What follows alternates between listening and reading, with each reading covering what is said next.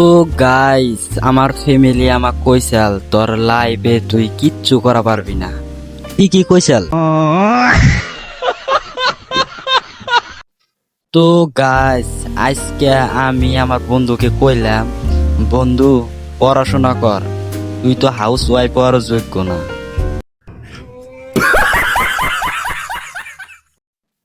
তো গাইস, আমি সফল হমু কিভাবে?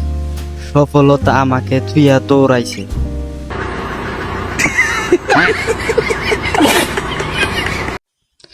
তো গাইস, লাইফে একটা কথা মনে রাখবেন, রেলগাড়ি চাকা কখনো পাংচার হয় না।